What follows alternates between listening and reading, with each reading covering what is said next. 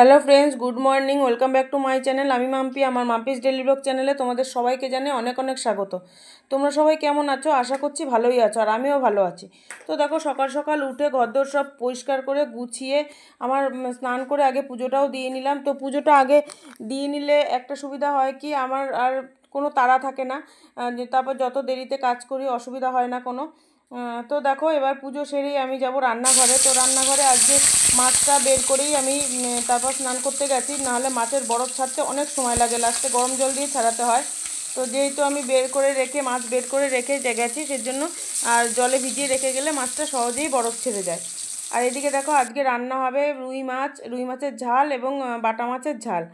আর বাটা মাছটা করব, তার কারণ হচ্ছে বাটা দু রকম মাছ একসঙ্গে আজকে করব। তার কারণ হচ্ছে বেশি করেই করে রাখবো কালকে, যেহেতু আজকে মঙ্গলবার বলে ঘরগুলো ঝাড়লাম না। সামনের ঘরগুলো গতকালকে সোমবার ঝেড়েছি, আজকে ঝাড়লাম না। আর আগামীকাল আমাদের ডাইনিং রুমটা আর মনার পড়ার ঘরটা ঝাড়ার ইচ্ছা আছে। তো ঘর ঝাড়তে গেলে একা হাতে রান্নাবাড়ি করে খুব সমস্যা হয়ে যায়, খুব খাটনি পড়ে যায় আমার।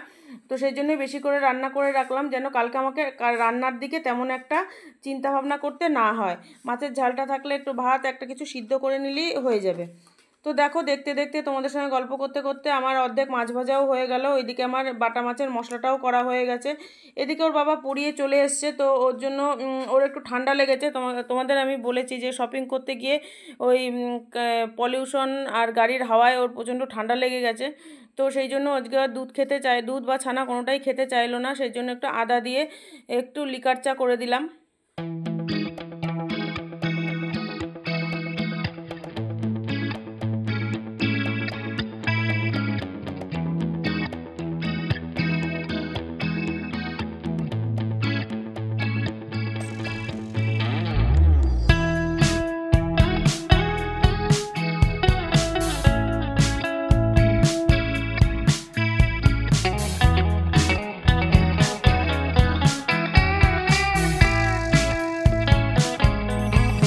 তো দেখো, এদিকে আমার সর্ষে বাটা ঝালটা প্রায় হয়ে এসছে, ধনেপাতা দিয়ে নামিয়ে দেবো।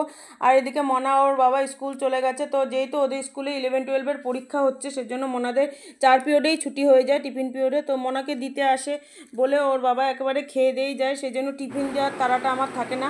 আর আজকে সকালের ব্রেকফাস্টে দেখো ছিল হচ্ছে রুটি, স্যালাড, একটা করে ডিম সিদ্ধ। আর ওর বাবাকে একটু বললাম আপেল কেটে দেবো, তো ওর বাবা আপেল খেলো না। আর ওই দুটো তোমরা ভেবো না যে কালো জাম বা পান্তুয়া, ওগুলো হচ্ছে কালো আঙুর আর একটা করে লাড্ডু। এই আজকে সকালের ব্রেকফাস্টে ছিল। তো মাছের ঝালটা আমার হয়ে গেল।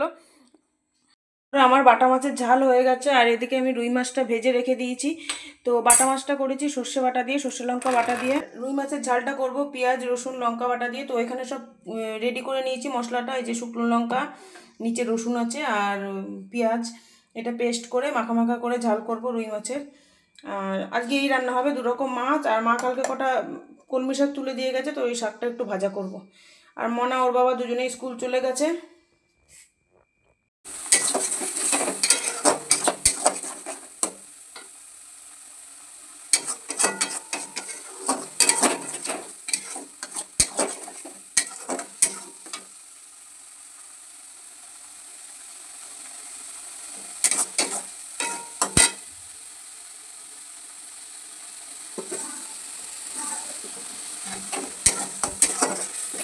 দেখো বন্ধুরা, এদিকে আমার রুই মাছের ঝালটা হয়ে গেছে। আর রুই মাছের ঝালটা করেছি পেঁয়াজ রসুন লঙ্কা বাটা দিয়ে।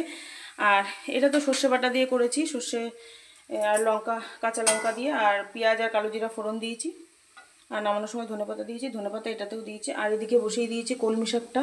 কলমি শাকটা কালকে মা তুলে দিয়ে গেছে, কালকে না, 2 দিন হয়ে গেছে তুলে দিয়ে গেছে।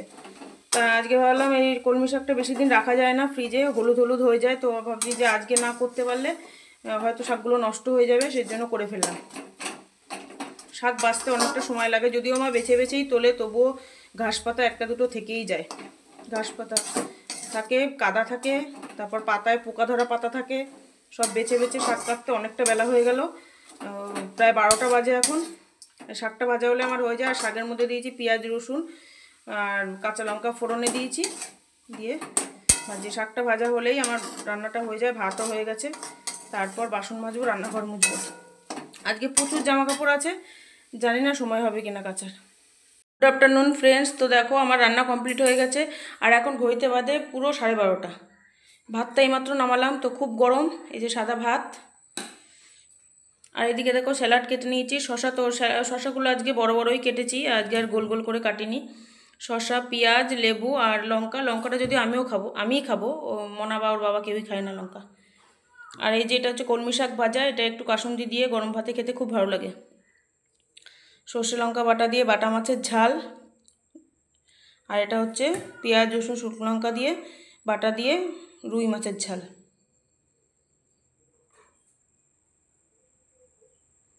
Everyone, good afternoon. দেখো এখন বাজে সন্ধ্যে 7:30। আর আজকে যেহেতু আমাদের শুতে বেলা হয়ে গেছে, মানে আমি প্রায় 4টে, 4:30 সময় ওর বাবা স্কুল থেকে আসলো তখন শুয়েছি।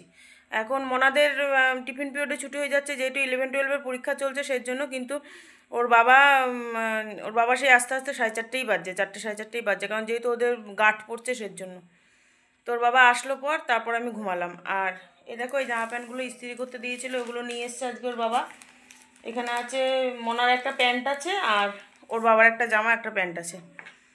আর সন্ধ্যেবেলা আমি ঘুম থেকে উঠে দেখি ওর বাবা কখন পড়াতে চলে গেছে আমি বলতেও পারবো না। তো ওর বাবা কোনো লাইট ফাইট কিছু জেলে রেখে যায় না, আর উঠতেও সন্ধে হয়ে গেছে, 6:30 প্রায় বেজে গেছে।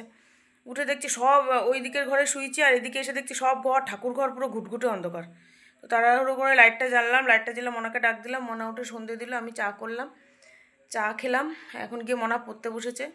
আর আমার এখন কটা বাসন আছে, ওই চায়ের বাসনগুলো আছে, ওটা মাজবো। আজকে ঠাকুরের বাসনও মাজা হয়নি, ঠাকুরের বাসনটা মাজবো। সঙ্গে থাকো।